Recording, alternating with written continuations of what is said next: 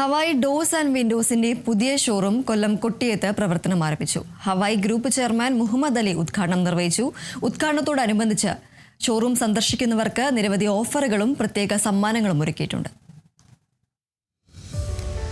Hawaii doors and വിൻഡോസിന്റെ ദക്ഷിണേന്ത്യയിലെ 33ാമത് ഷോറൂമാണ് വൈവിധ്യമാർന്ന നിരവധി ഡിസൈനുകളോടെ കൊട്ടിയത്ത് പ്രവർത്തനം ആരംഭിച്ചിരിക്കുന്നത്.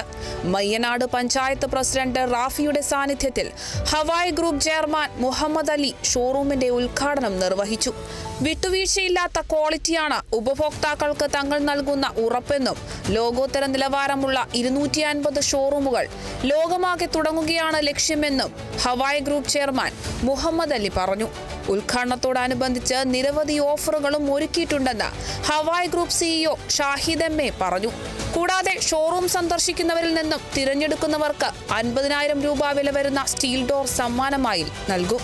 ഹവായ് ഡോർസ് ആൻഡ് വിൻഡോസിൻ്റെ 33ാമത് ഷോറൂമാണ് ഇന്നിവിടെ ഉദ്ഘാടനം ചെയ്തിരിക്കുന്നത്. നമുക്കറിയാം, വളരെ വേഗത്തിൽ മാറിക്കൊണ്ടിരിക്കുന്ന ഒരു കൺസ്ട്രക്ഷൻ മേഖലയാണ് നമ്മളിപ്പോൾ കാണുന്നത്. ടെക്നോളജിയിലാണെങ്കിലും പ്രൊഡക്റ്റ് ആണെങ്കിലും പല മേഖലയിലും ഇപ്പോൾ സ്റ്റീൽ ഡോറിൻ്റെ സ്വീകാര്യതകൾ അങ്ങേയറ്റം വർദ്ധിച്ചുകൊണ്ടിരിക്കുകയാണ്.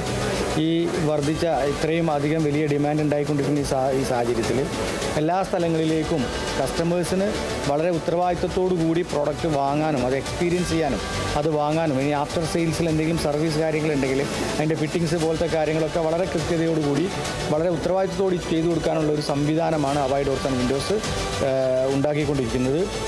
ലോകോത്തര നിലവാരത്തിലുള്ള steel door, FRP door, steel windows കൂടാതെ ജർമ്മൻ ടെക്നോളജിയിൽ നിർമ്മിച്ച സിസ്റ്റം വിൻഡോസുകൾ അടക്കം വിവിധ മോഡലുകളും ഷോറൂമിൽ പ്രദർശിപ്പിച്ചിട്ടുണ്ട്.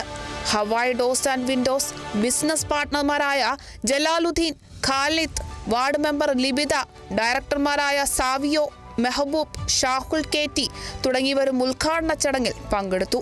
കേരള വിഷൻ ന്യൂസ്, കൊല്ലം.